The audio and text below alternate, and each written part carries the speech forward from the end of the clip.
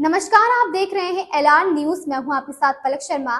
आइए नजर डालते हैं खबर की ओर। आज जो परिस्थितियां बनी है वो देश के लिए सही नहीं। आपने परंपरा स्थापित की है कि राजनीति सच्ची होनी चाहिए। इंदिरा जी हो, राजीव जी हो या देश का हर प्रधानमंत्री ये मानता था कि जनता के सामने झूठ नहीं बोलना है, जिम्मेदारी से बोलना है।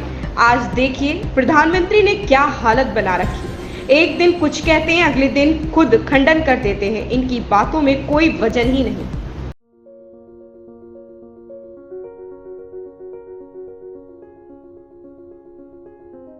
आज जो परिस्थितियां बनी है वो देश के लिए सही नहीं है। आपने यहाँ एक परंपरा स्थापित की कि राजनीति सच्ची होनी चाहिए। बड़ा से बड़ा नेता हो उसकी जवाबदेही है आपके प्रति। वो जानता था, इंदिरा जी भी जानती थी कि मुझे जवाब देना पड़ेगा। अगर जनता के सामने बोलना है तो जिम्मेदारी से बोलना है, झूठ नहीं बोलना है। और यहाँ आज देखिए प्रधानमंत्री जी ने क्या हालत बना रखी है। सबसे बड़ा पद संभाला है देश का।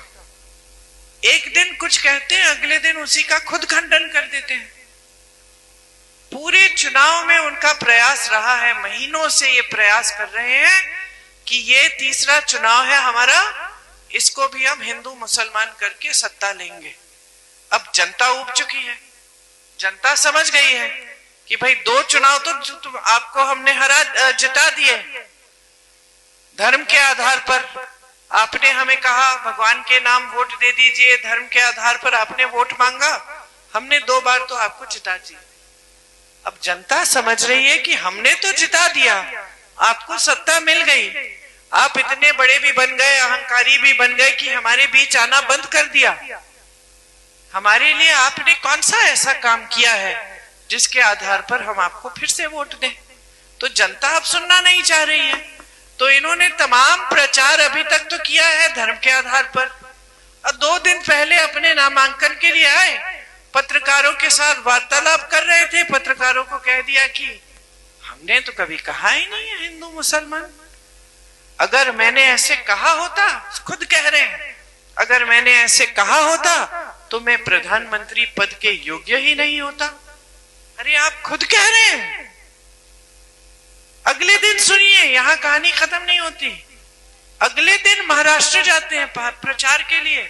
महाराष्ट्र में जाके फिर वही हिंदू मुस्लिम प्रचार। तो आपकी बातों में वजन ही नहीं रहा। आप देश के प्रधानमंत्री हैं, जनता जान नहीं रही है कि आप क्या कहना चाह रहे हैं। एक दिन कुछ कहते हैं, अगले दिन कुछ और कहते हैं, फिर अगले दिन कुछ और कहते हैं। एक दिन कहते हैं 15 लाख रुपया हम आप सबके खाते में डाल देंगे, अगले दिन कहते हैं चुनावी जुमला था। एक दिन कहते हैं कि कांग्रेस पार्टी आपकी भैंस चुरा लेगी।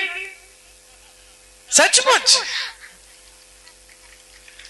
सावधान रहो, अब कांग्रेस पार्टी के नेता आ गए, अब भैंस चुराएंगे हम, सावधान रहो। कभी कहते कि कांग्रेस पार्टी की ये साजिश है कि आपके मंगलसूत्र लेकर किसी और को दे देंगे। अरे 55 सालों से हमारी सरकार रही, किसी ने आपके मंगलसूत्र पे आंच आने दी? इंदिरा जी ने अपने गहने देश को दे दिए थे जब जंग था। तो इनकी बातों पर अब भरोसा किया जा सकता है? जनता खुद समझ रही है। इस खबर में बस इतना ही। देखते रहिए एलआर न्यूज।